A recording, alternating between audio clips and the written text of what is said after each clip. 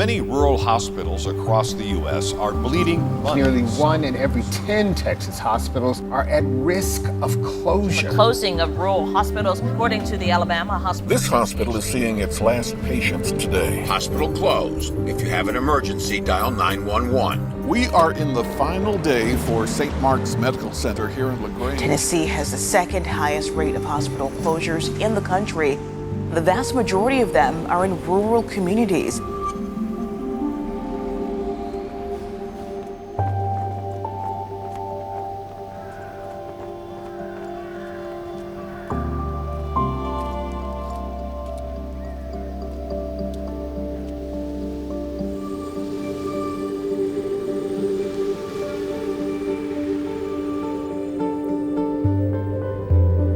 I grew up in this part of Tennessee. The economy is primarily agriculture. We had clothing industry, and like most of those type situations, they've moved overseas. There was even a tire industry in Northwest Tennessee. It also moved overseas. I could practice anywhere I wanted, but I chose this area because this is my home. This is a beautiful area, and it's an area of need. And these people would call and they would do all the, yeah. My mom is retired RN, and pediatric nursing is her love. My dad worked as an ambulance driver when all you could do was they took a hearse and they painted it white and put a red cross on it and traveled as fast as they could back to the hospital with patients. So, would you consider yourself a mover and a shaker? I guess. Yeah.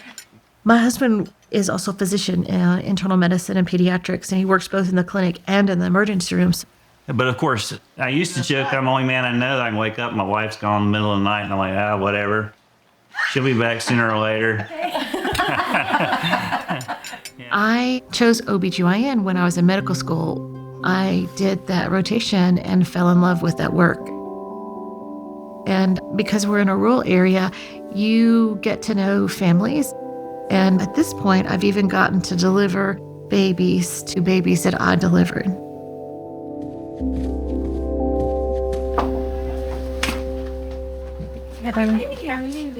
Good, how are you?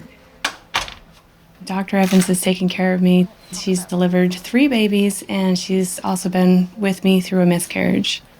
Not sleeping at all. Not sleeping at all, no. I think there's a way that we can look at that and come up with a happy medium for you. She saved my life with Cody, who's now 16. We went to have delivery on Monday, and Wednesday I hadn't delivered yet, and she knew something was wrong. And she gave me an emergency C-section, and I had a lot of medical complications that were involved in that. She literally saved my life. We would not have been here today.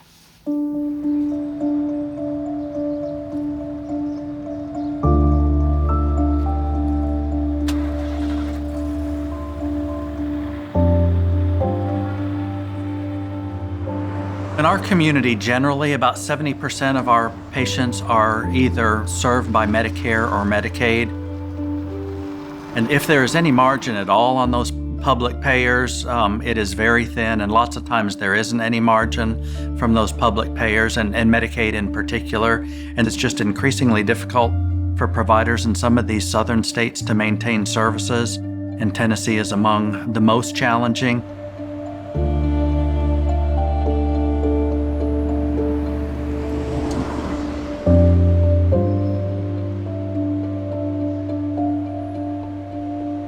I think 2014 was our last good year, and we've been on a long financial slide since then, have lost about $40 million in the last 7 or 8 years, and really got to a point that we were running out of cash to operate this facility.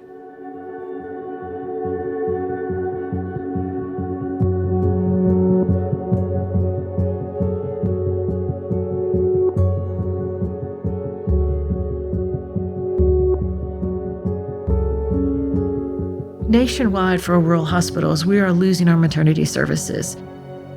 And we have areas where women are traveling great distances to get care and get basic care.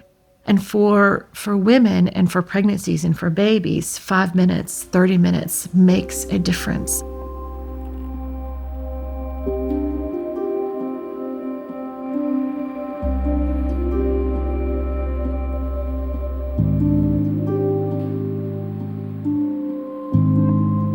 Our organization had a funding shortfall of about $4.5 million a year because of our OB service. And we just couldn't make the economics work with all the other challenges in the organization. And it really came down to an existential threat, or we would not have made this decision. My immediate response was shock and fear and worry. I learned all about what was going on in Paris via the internet. You know, I saw Paul's letter on Facebook about the OB department at the hospital. And I was like, what is going on? As an ER doctor, I can tell you what's happening. I mean, all of a sudden I have all these pregnant women, and then they're just not getting prenatal care. And you know why they're coming? They're coming because they don't have gas money to go to Jackson.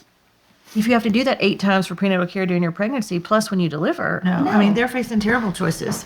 I mean, it's gas money, it's food, it's clothing for their kids. So the chances are there's going to be a lot of deliveries, though, like on 79 going to Clarksville, or... The risk is just so much increased. I mean, you can travel safely for an hour with a kidney stone, even though you're going to be miserable, but you can't travel safely for an hour if you're hemorrhaging or if you're in preterm labor or something like that.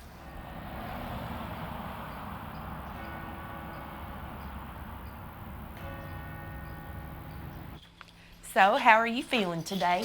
Good, tired. I'm ready to see the baby. Tomorrow's Hope was originally started in order to minister to women in unplanned pregnancies. But since the hospital OB unit has closed, women are not able really to even get an appointment with an OBGYN until they have paperwork in their hands that say that they are pregnant, not just a home pregnancy test. Everything's looking good. And there's baby's head. It's so crazy how big the baby is. So they can come to us and at least get a confirmation of a pregnancy test that's official, and they can get an initial ultrasound. Who are you seeing as your OB? Tracy. She's at Elizabeth and Martin, I believe. Okay. I'm gonna have my baby in Union City, about an hour drive for us. I'm kind of worried because I'm afraid I'll have the baby in the car or on the way to the hospital. We have women who will struggle to get to the hospital in time. We have women that will even struggle to get to the emergency room, and they know the emergency room that's closest to them is one that is not going to have the level of training and expertise to really help them. All right. Has your heart rate been up? Yeah. Has it? A little bit. Okay. But I promise I took my medicine this morning. Okay, good. I promise. I've had blood pressure issues. I was diagnosed with high blood pressure in my previous pregnancy. He was actually stillborn. I actually gave birth to him April of this year. Now, how'd your appointment go the other day? Good. I'm going to UT Medical Group in Jackson. It worries me a lot from the distance just because of my past, because I did have a previous miscarriage before the stillborn, plus the stillborn, and now with this pregnancy, I worry wart constantly. So the drive definitely doesn't help me because I'm constantly, what if something bad happens? It's just that it's scary for me, honestly. I feel like the worst thing that could happen is that a woman would begin to have bleeding, that she has no access for a whole hour to care or more, and she does just bleed to death, and the baby dies and she dies. That would be the worst case scenario, the death of both mom and the infant. It just, tears at you when you know that babies and mothers are so at risk. And then people wonder why our child mortality rate is so high. And if you know anything about healthcare, we're almost like a third world country as far as infant mortality rate. Yeah. And then if you have a baby, say they're born without prenatal care and born in an ER that has extremely limited ability to handle them, and you end up with somebody with long-term, devastating consequences from an adverse birth circumstance, it's going to cost the state millions and millions and millions of dollars to take care of them for the rest of their life. So I'm looking at this with the whole reversal of Roe versus Wade. Where are our priorities? We don't want the women to have an abortion. Right. Yet we don't want to take care of them and their babies. There is a lot of sentiment that's very heated and very emotional and tied across political lines and tied across religious lines about the value of life. And I see in this situation where we are creating maternal deserts and we are not caring for moms and babies, a complete devaluing of their life. And I cannot reconcile a strong pro-life sentiment that does not support caring for a mother and her baby. It almost feels like we left in a hurry because there are bits and pieces left behind. We had a quilting guild, and they would sew baby quilts for each of our babies. This heart pattern is a common thing that they would do. They would do different textured fabrics and would often have the heart motif stitched into the back. Our babies would leave with one of those.